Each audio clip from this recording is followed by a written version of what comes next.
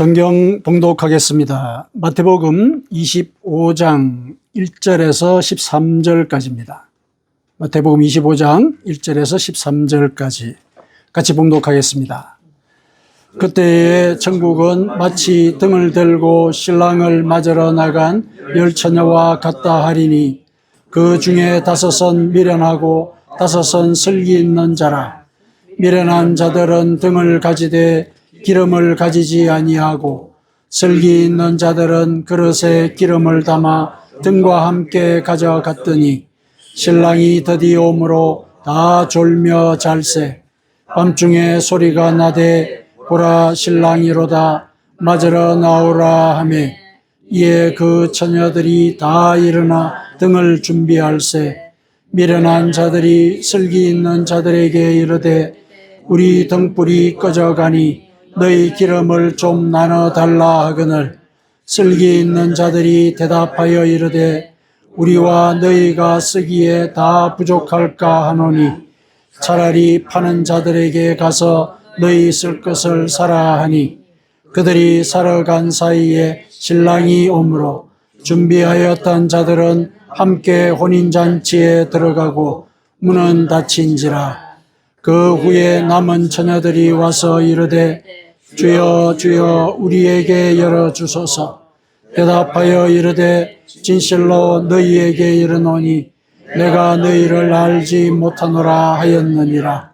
그런즉 깨어 있으라.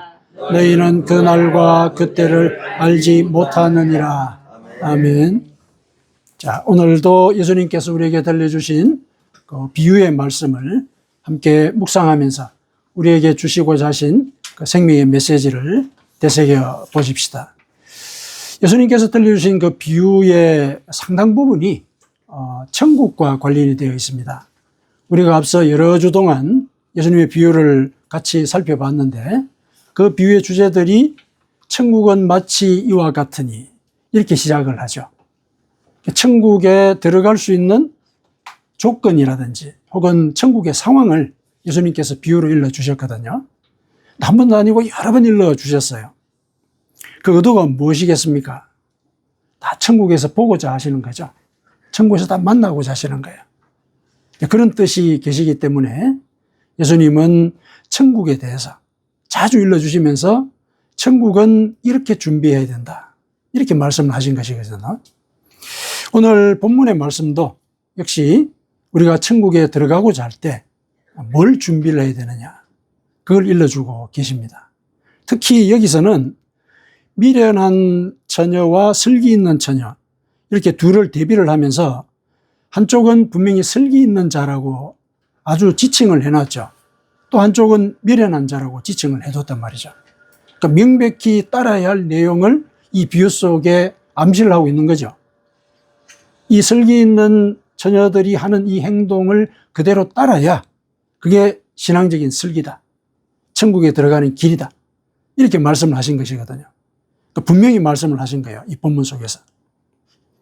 그리고 이 본문 속에서 우리가 또 살펴봐야 될 거는 미련한 처녀가 있고 슬기 있는 처녀가 있는데 이들이 처음부터 물론 이제 예수님께서 구분을 하시기 위해서 명칭을 따로 하긴 하셨지만은 중요한 거는 이 둘 다가 이 두 부류 모두가 혼인잔치에 초청을 받은 자란 얘기예요. 둘 다 초청을 받은 자죠. 그렇죠? 둘 다 신랑을 기다리고 있지 않습니까? 두 부류 다. 이거를 이제 오늘날 우리 상황에 접목을 할 수 있어야 되겠죠. 다 초청을 받은 자란 얘기죠. 다 하나님을 믿는다라고 얘기하는 사람들로 이 교회가 구성이 된다는 얘기입니다. 그런데 교회에 다니는 사람 가운데 슬기 있는 자가 있고 미련한 자가 있다는 거죠. 그러니까 이 말씀은 앞서서도 예수님께서 또 들려주신 그 비유 속에도 언급이 되어 있었죠. 그 물고기 비유 있지 않습니까? 천국은 마치 어부가 그물을 가지고 물고기를 잡은 것과 같다. 근데 그 물고기를 잡은 뒤에 그물을 끌어올려서 어부가 하는 일은 뭐냐? 좋은 것과 나쁜 것을 고른다. 좋은 것은 그릇에 담고 나쁜 것은 버린다. 이런 얘기를 하셨죠. 그 비유에서도 오늘 본문과 같은 말씀을 하고 계시는 것이거든요. 무슨 얘기냐면은 그물에 잡힌 사람들, 다 복음을 듣고 교회로 온 사람들이에요. 교회로 다 왔다는 얘기죠. 그런데 그 중에서 좋은 것과 나쁜 것을 고른다는 얘기죠. 그러니까 그 비유에 이어서 하신 말씀이 그거죠. 말세에 천국이 왔을 때는 내가 의인 중에서 악인을 골라낼 것이다. 이러셨거든요.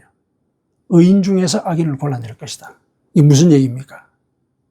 소위 의인이라고 칭하는 사람들, 하나님의 뜻을 따른다라고 믿고 교회에 다녔던 사람들이잖아요. 그 가운데서 악인을 골라내겠다는 것이에요.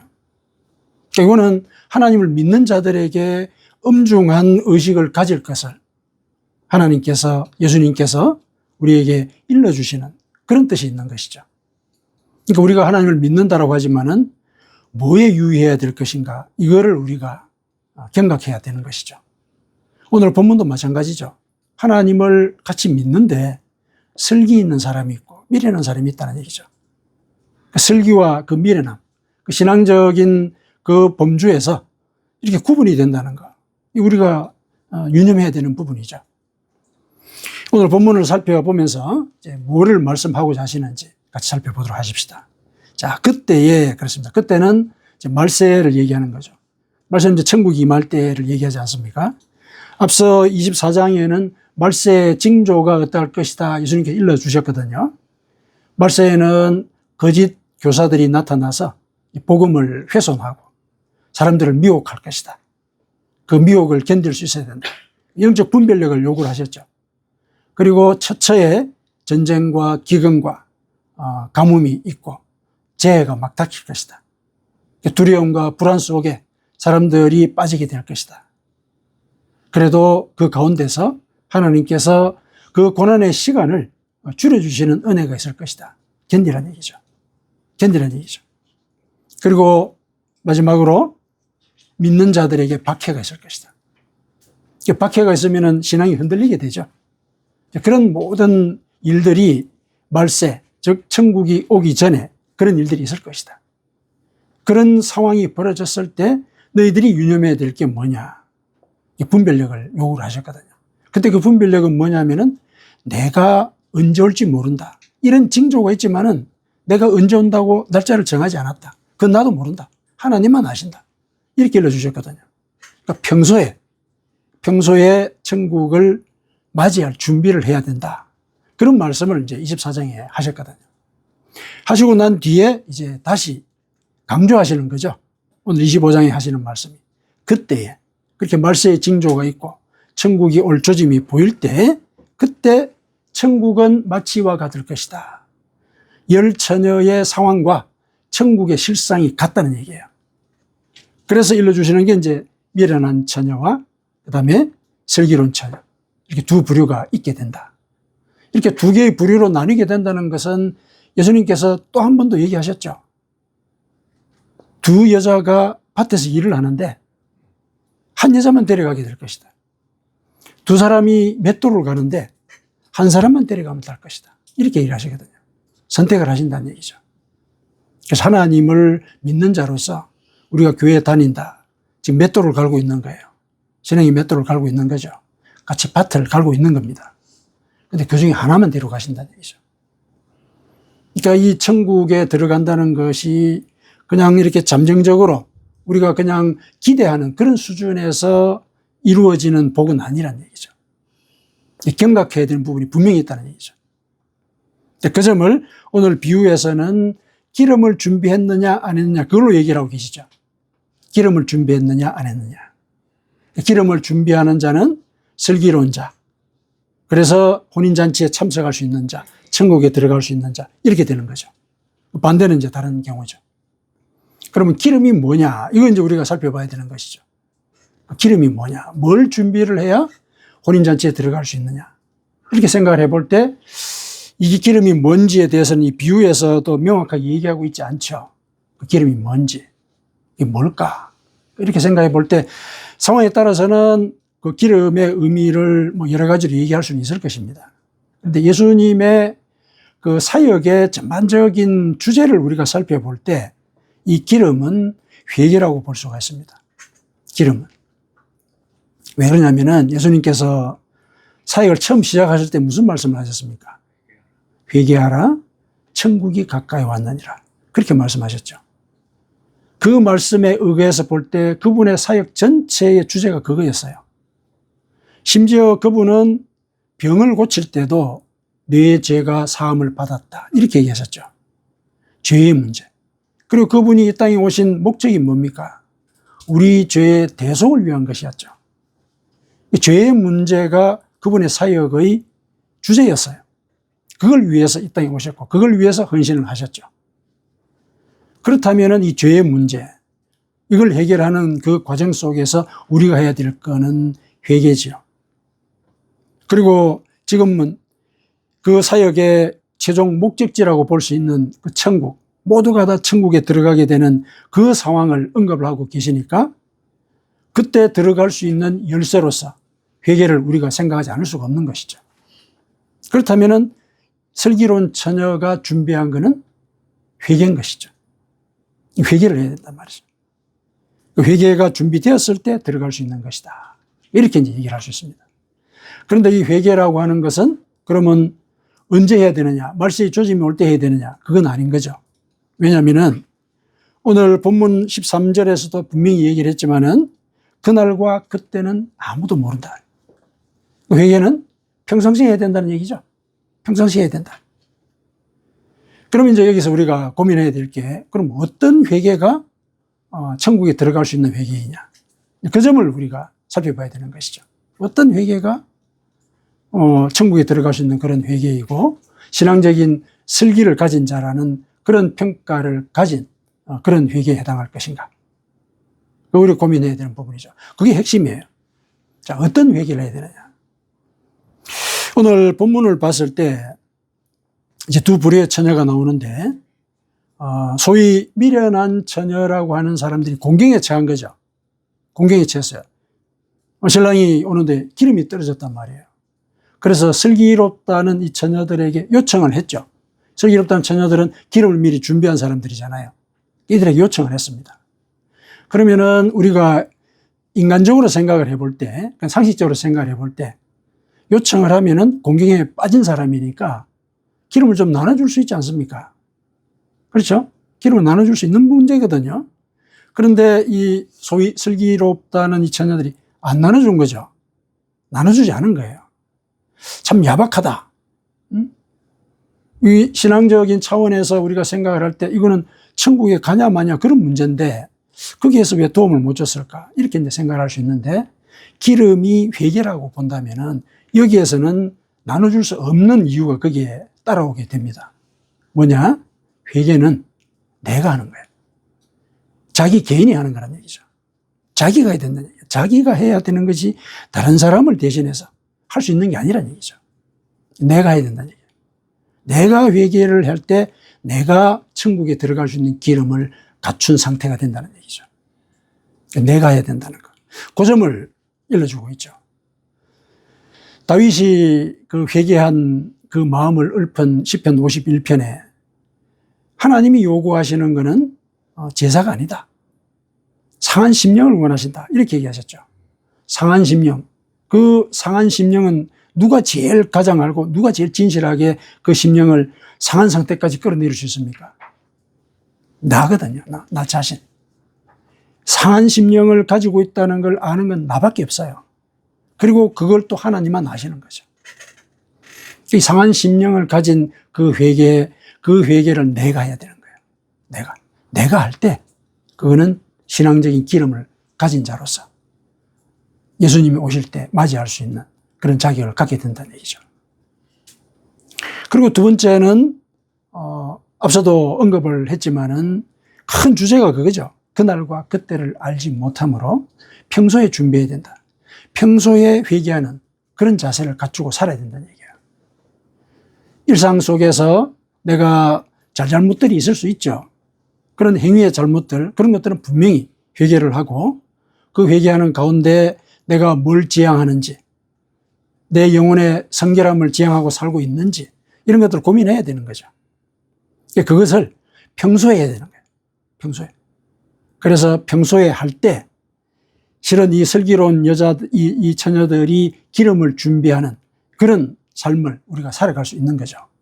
기름을 준비했다는 것 자체는 평소에 혼인잔치에 갈 준비를 하고 있었다는 그런 표시거든요.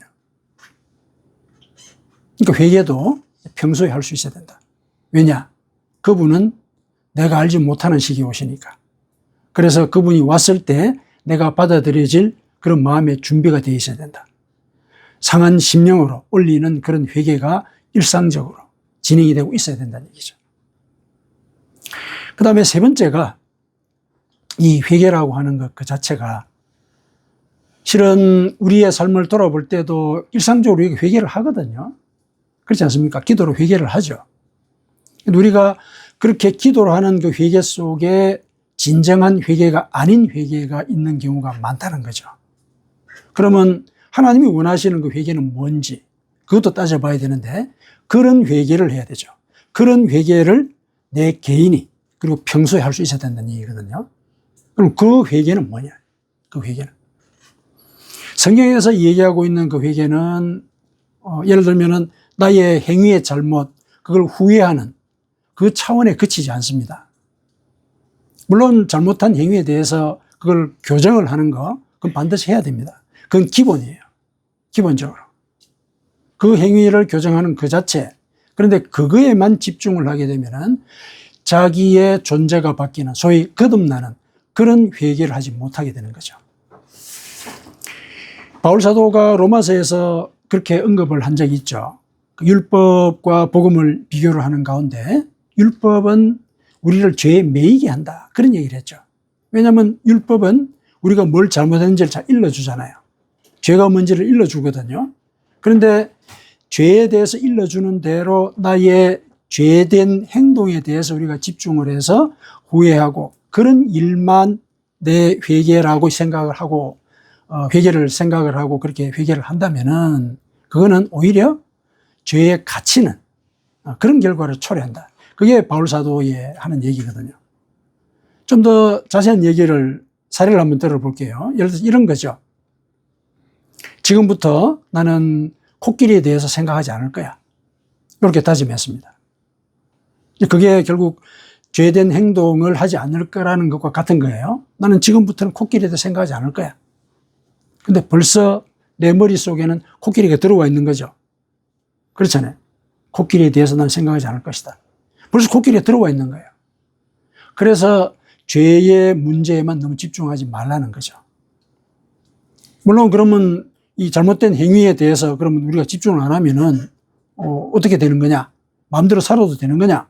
이런 얘기를 하는 건데 그건 아니죠. 왜냐하면은 우리가 진정으로 회개를 하게 되면은 행동이 변하거든요. 행동이 바뀌어요. 그러니까 그 다음 문제인 거예요. 이게 부차적인 문제일 수 있다는 얘기죠. 그 점을 얘기를 하고 있다는 거, 그걸 우리가 기억을 하십시다. 그래서 회개라고 하는 것은 내 존재가 바뀌어야 되는 거예요. 내 존재가. 어떻게 바뀌는 거죠? 하나님께서 말씀대로 살아라고 했을 때 그 말씀을 내 삶에 적용을 하고 그래서 그 적용하는 가운데 나의 습관과 생각과 성정이 바뀌어야 되는 거예요. 성정이 바뀌어야 되는 거죠. 그래서 내가 늘 일상 속에서 하나님의 믿음대로 살고 있는가? 이거 고민하는 거. 그래서 믿음대로 살기 때문에 내가 행동을 조심하는 거. 그렇게 되는 거죠. 내 마음속에 막 격정이 올라와요. 막 분이 나고 그런 경우가 있죠. 우리가 살다 보면은 여러 종류의 사람들을 만나지 않습니까? 그래서 속에 내가 예를 들면 분을 품고 또 시기하고 질투하고 그런 생각들을 갖게 되죠. 그랬을 때 그 자체에 우리가 집중을 하게 되면은 그거는 행위를 바꾸고자 하는 그런 회개에 머물게 되죠. 오히려 그런 행위에 대해서 집중하기보다는 오히려 더 큰 주제, 예를 들면은 하나님의 의로움은 뭘까? 하나님의 뜻은 뭘까? 하나님이 얘기하시는 그 사랑은 뭘까? 이걸 고민하는 거죠. 그래서 그 사랑의 관점으로 내가 세상을 보고 사람들을 보고자 하는 그런 노력을 하는 것. 그게 진정한 회개라는 얘기죠. 그 과정 속에 내가 예전에 갖고 있었던 시기나 질투가 자연스럽게 사라지는 거죠. 내가 하는 거 아니에요. 죄의 속성이 사라지는 것, 내가 하나님의 뜻을 쫓고자 할 때 내 속에 성령이 오셔서 내 마음밭을 기경하시는 거죠. 그렇게 해서 죄된 행동의 뿌리가 뽑히는 것이지, 내가 저걸 예를 들어서 뽑아내야 되겠다, 나의 어떤 그 수련이라든지 나의 절제라든지 이걸 통해서 내가 그 일을 하고자 한다, 어렵습니다. 굉장히 어려운 일이죠. 비유가 맞는 것인지는 모르지만은 그 황진이라고 하는 기생이 있었죠. 우리 역사 속에. 그 황진이가 이 사람들을 이제 유혹을 하고자 했을 때 고결한 학자가 한 사람 있었고, 또 승이 또 한 사람 있었죠. 수련하는 승이. 그 수련하는 그 성은 금욕적인 삶을 막 살았단 말이죠. 이제 금욕적인 삶을 사는 그 사람만큼 자기 행동을 절제하는 사람이 어디 있습니까? 인간적으로 보면 흠모할 수 있는 그런 대상이죠. 근데 황진에게 그 사람이 넘어갔죠. 그 사람이 넘어갔습니다. 그러니까 행동으로 자기를 교정하려고 하는 이런 노력은 인간적인 차원에서도 실은 어려운 거죠. 왜냐하면 인간이 육신을 입고 있거든요. 그 육신이 어떻게 우리를 자극할지 몰라요. 육신을 이기는 길은 성령밖에 없습니다. 성령이 내 속에 오셔서 그 성령이 나를 보호하고 가르쳐 주실 때 내가 육신을 이길 수 있거든요. 진정한 회개는 성령이 내 속에서 활동하게 하는 그 환경을 만드는 거예요. 그래서 그러기 위해서 우리가 하나님 말씀을 묵상하고 읽고 그 말씀대로 살려고 하는 거죠. 말씀대로 살려고 할 때 그 말씀이 내가 이해되는 상태까지 가게 된다면 그 말씀이 내 속에 들어오는 거죠. 그렇죠? 그러면 이제 그 말씀이 나를 움직이게 되는 거죠. 그 자리에 성령이 활동을 하시거든요. 그래서 성령이 활동을 할 때 내가 진정한 회개를 할 수 있고 진실로 거듭나게 되는 겁니다. 이런 회개를 해야 된다는 얘기죠. 이런 회개를 내가, 내 개인이, 그리고 평상시에 늘 하고자 할 때 그게 신앙적인 기름을 가진, 그 신앙적인 슬기를 가진 그런 처녀가 되는 것이다. 하나님은 분명히 말씀하셨거든요. 예수님을 통해서 분명히 얘기하셨죠.